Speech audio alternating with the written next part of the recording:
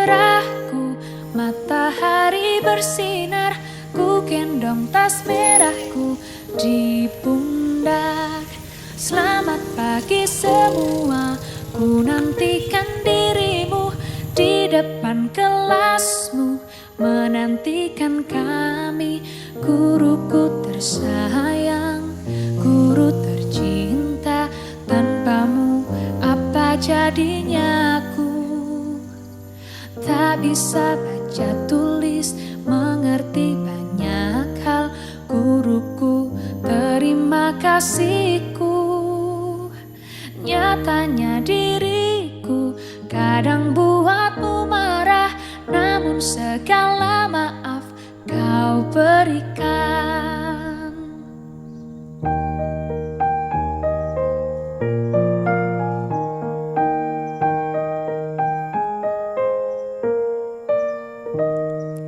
Pagiku cerahku, matahari bersinar, ku gendong tas merahku di pundak. Selamat pagi semua. Assalamualaikum warahmatullahi wabarakatuh.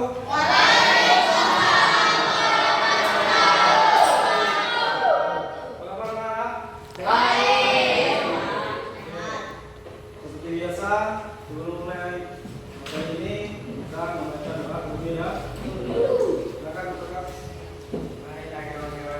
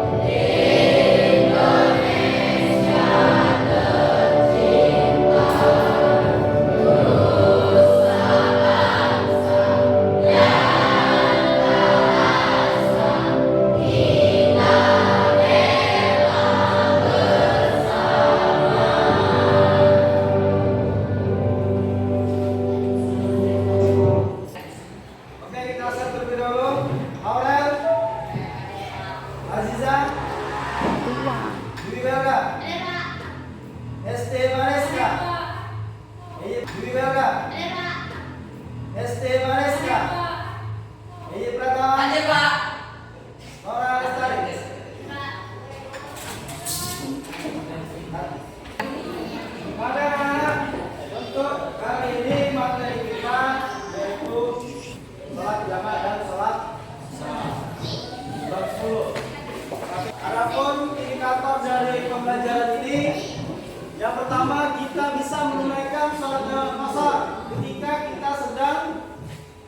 bepergian jauh atau musafir.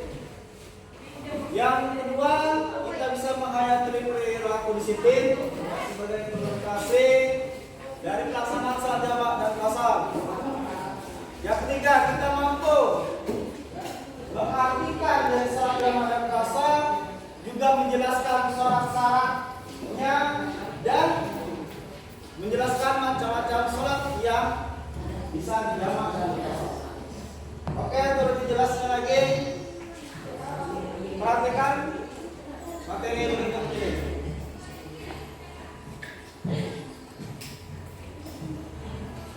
Salat jamak dan qasar. Di buku itu ada. Untuk lebih jelasnya, kita perhatikan.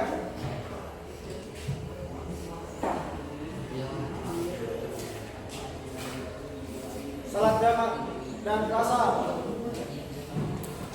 Ada salat jamak, ada salat qasar, jamak dan qasar. Ketentuannya, pengertian hukum syarat salat yang boleh dilakukan, salat apa yang boleh dilakukan, macam-macam tata cara dan prakteknya.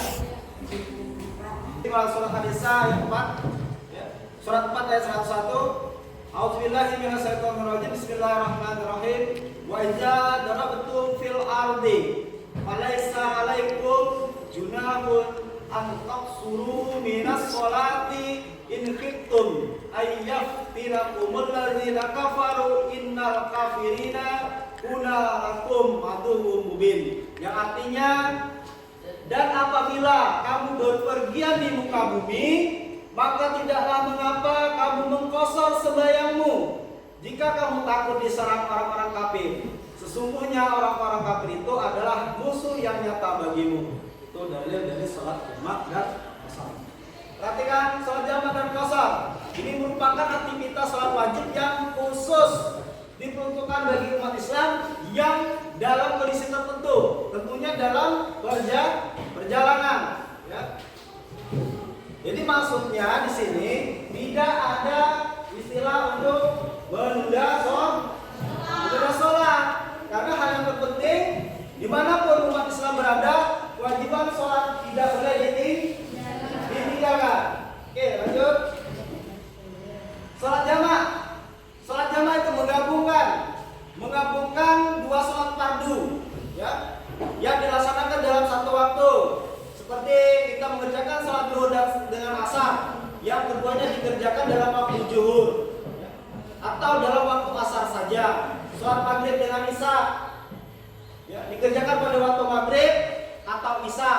Sedangkan untuk sholat subuh itu tidak boleh dijamak dan tidak boleh dikasar. Hukum sholat jamak diperbolehkan bagi orang-orang yang memenuhi persyaratan. Apa syaratnya tadi? Sedang dalam perjalanan.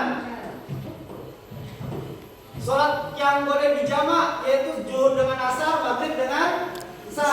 Zuhur dengan asar. Jadi maksudnya sholat yang apa? Sholat yang berdekatan. Zuhur dengan asar, maghrib dengan isya. Syarat sah sholat jamak jauh jarak tempuh kurang dari lebih dari 17 km. Perjalanan tidak bertujuan untuk maksiat, namun bertujuan baik seperti silaturahmi, berdagang, rekreasi dan lain.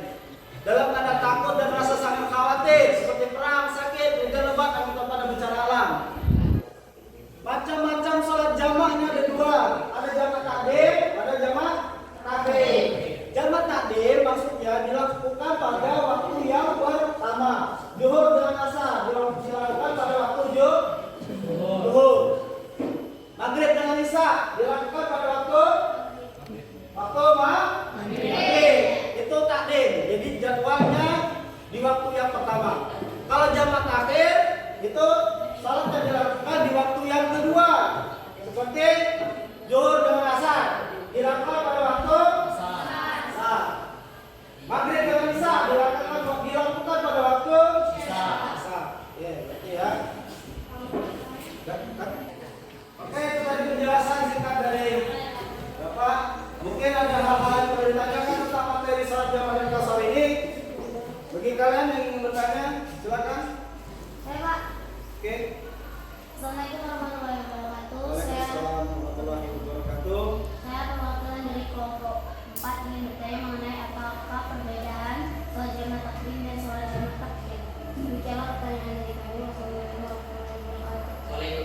Waalaikumsalam warahmatullahi wabarakatuh. Oke, dari kalian mungkin ada yang ingin menjawab? Oke, yang ingin menjawab dari pertanyaan anda kita satu ilusi tadi. Coba, ada yang menjawab? Coba. Oke, belum ada yang mampu untuk menjawab. Apakah perbedaan jamak takdim dan jamak takhir? Perhatikan tadi di sini perbedaannya.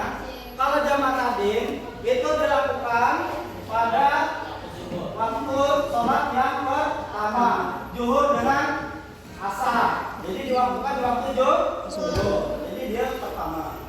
Kalau yang takhir ini sholat jamak yang dilakukan pada waktu yang kedua. Contoh, sholat maghrib dan isya dilakukan pada waktu isya. Ya, sudah jelas kira-kira? Biasa? Sudah jelas. Oke, terima kasih. Lanjut ke diskusi. Di sini pembagi kelompok 1, 2, 3, dan 4. Ya, saya kasih tugas untuk kalian berdiskusi saja lalu menyampaikan laporannya di depan.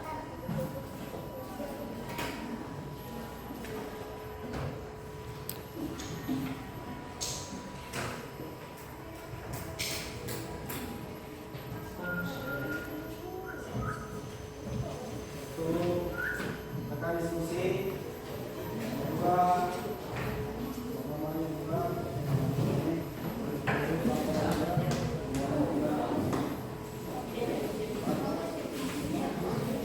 diskusi diskusi ya.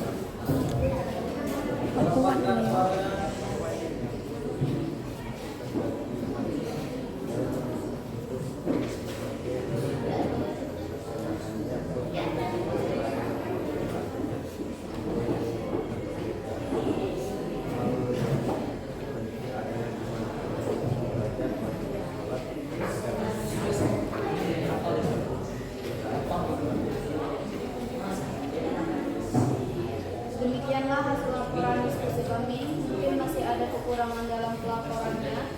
Kami kelompok 1 minta maaf dan kepada Allah kami mohon ampun. Wassalamualaikum warahmatullahi wabarakatuh.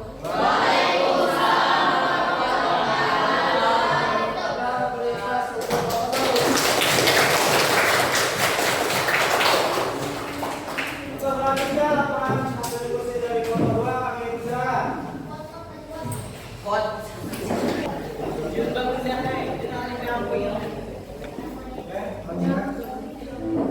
Bismillahirrahmanirrahim. Assalamualaikum warahmatullahi wabarakatuh.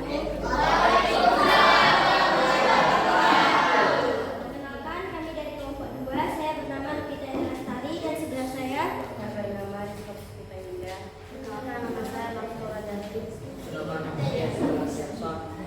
Kami akan menyampaikan hasil diskusi kami. Nomor 1, apakah syarat-syarat mengerjakan sholat jamaah dan kasar? Syarat sah sholat jamaah dalam perjalanan jauh yang jarak tempuhnya kurang lebih 17 km. Sebagian ulama mensyaratkan jarak tempuh sampai 80,6 km. Perjalanan itu tidak bertujuan maksiat, namun bertujuan baik seperti untuk silaturahmi, berdagang, rekreasi, dan lain-lain. Dalam keadaan ketakutan dan rasa sangat khawatir seperti perang, sakit, hujan lebat, angin topan, dan bencana alam. Syarat sah salat kasar. Dalam perjalanan jauh, perjalanan itu bertujuan baik, tidak untuk maksiat. Perjalanan itu dilakukan menuju ke suatu tempat tertentu. Orang yang berjalan tanpa tujuan, sekalipun jarak yang ditempuhnya jauh, tidak dibenarkan mengkasar sholat. 2. Tuliskan macam-macam sholat yang bisa dijamak. Pertama, sholat subuh dan asar. Kedua, sholat maghrib dan isya. 3. Apakah dari sholat jamak dan dahulu? Hal yang penting adalah di manapun umat Islam berada, kewajiban sholat tidak boleh ditinggal sekalipun keadaan sama mendesak. Demikianlah hasil laporan diskusi kami. Masih ada kekurangan dalam laporannya. Kami kelompok 2 minta maaf dan kepada Allah kami mohon ampun. Assalamualaikum warahmatullahi wabarakatuh.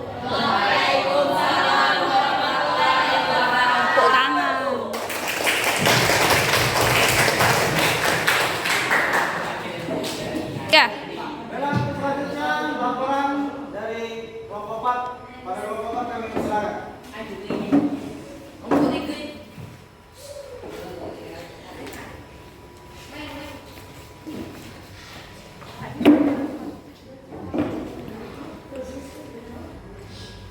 Bismillahirrahmanirrahim. Assalamualaikum warahmatullahi wabarakatuh.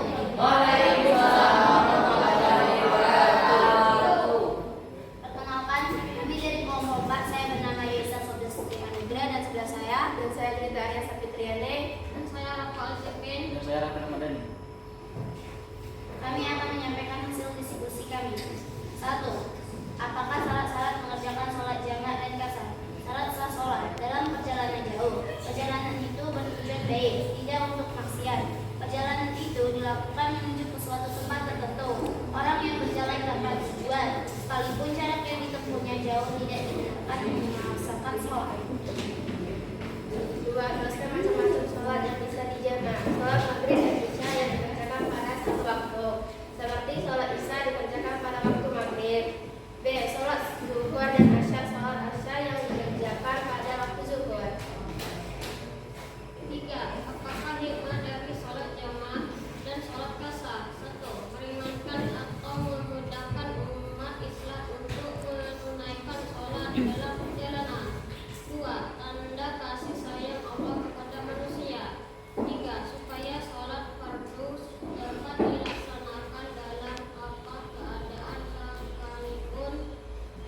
4. Mengagalkan umat Islam bermusafir bersilaturahmi untuk menambahkan keimanan dan mengeratkan tali persaudaraan. Demikianlah hasil laporan diskusi kami. Kami menyadari masih belum sempurna dan masih banyak kekurangan. Oleh karena itu, kritik dan saran yang konstruktif sangat kami harapkan. demi kesempurnaan lapor diskusi ini. Akhir kata, wassalamualaikum warahmatullahi wabarakatuh. Waalaikumsalam warahmatullahi wabarakatuh.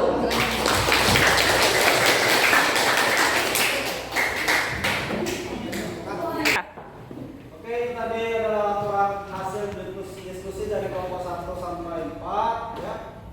Oke, kasih dari terdapat kekurangan kesalahan ya. Biasa menunggu kita masih dalam proses tahap pembelajaran. Jadi dapat ditarik kesimpulan bahwasanya sholat jamaah dan sholat jamaah dan qasar tadi itu adalah satu sholat ya yang digabungkan atau diringkas ya. Cuma pada saat waktu-waktu tertentu. Dapat kita tarik kesimpulan bahwa kita sebagai umat muslim wajib untuk melaksanakan sholat. Oke lah, Pak. Cukup kan? Ada yang ingin bertanya? Cukup? Cukup.